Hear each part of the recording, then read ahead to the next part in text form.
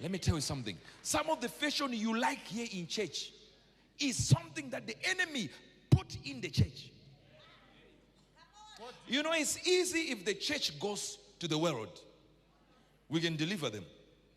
But if the world comes to church,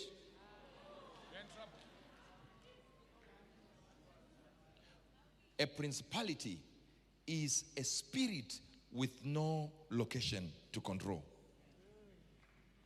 A principality is a prince with no location that it controls. So it is campaigning to have control. So what it does, it gets into a city like this and surveys Africa. And says, in Africa there is Angel, there is Chris Oyagilome, there is Adeboye, there is Oyedepo, there is this one, there is this one, there is this one. It comes into Zimbabwe and goes, there is Makandiwa, there is Angel. Okay, yeah, that's okay. And then it looks around and says, what are the areas where others are pretending to be prophets and they are not, to be apostles and they are not? And then he says, okay, I'm going to camp in that location now. But what it starts by doing is, it knows what is called trending. So it knows prostitutes are wearing clear heels. Nothing wrong with clear heels. It's only for example.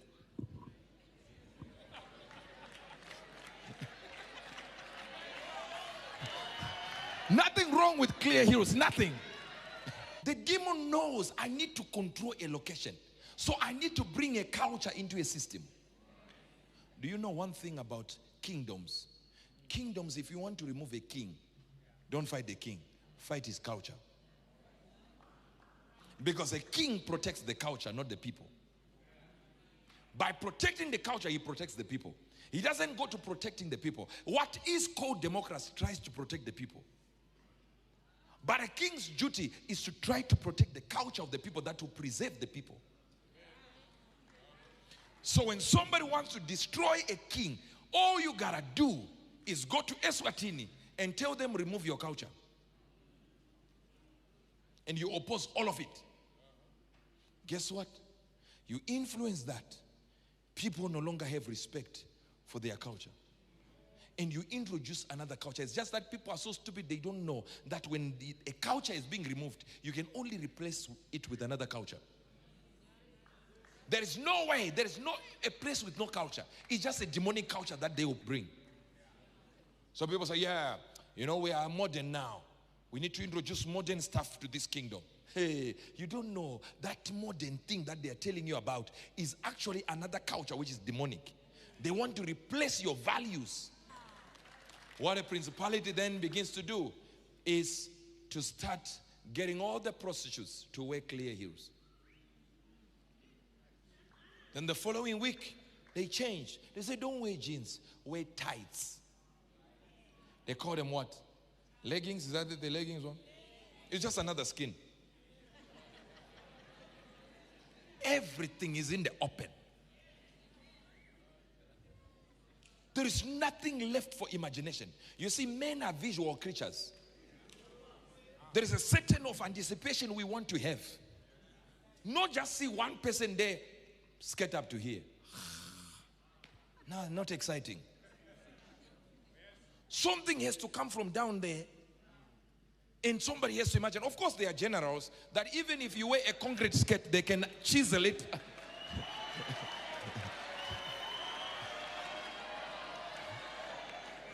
And do you notice leggings are very good? Do you know the first time women wore shorts?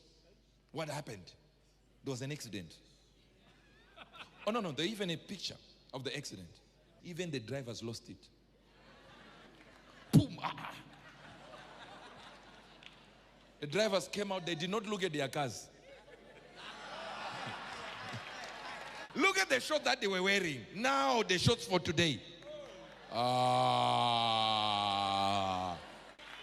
Sometimes you see women of God, especially the American culture, women of God, it's like tight.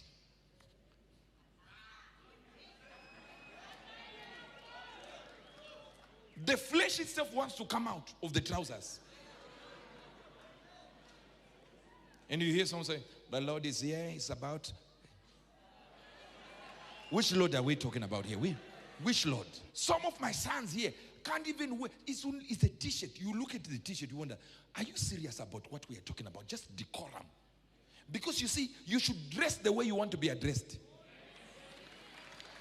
I said, dress the way you want to be addressed. Are you the priest of the Most High? Hear me well. Hear me well. Priesthood requires a decorum.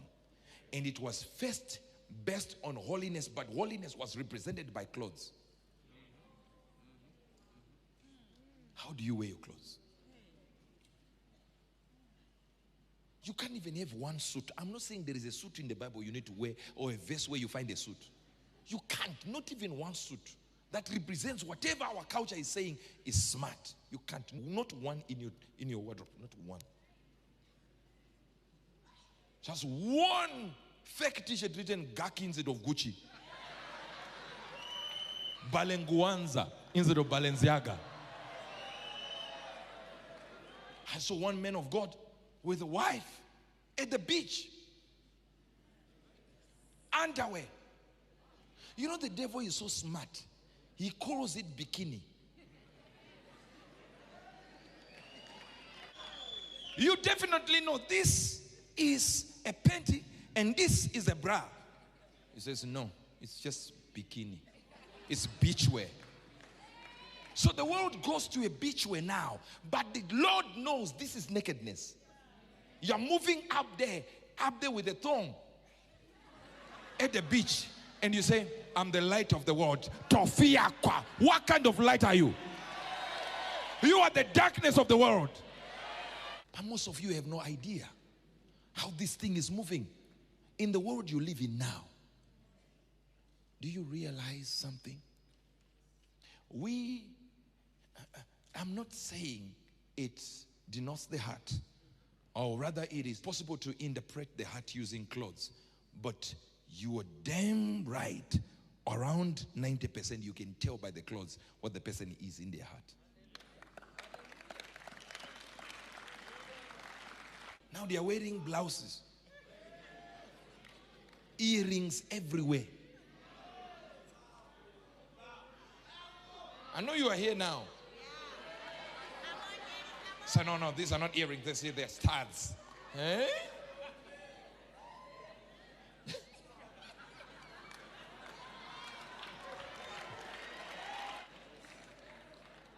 Some men actually have nose rings.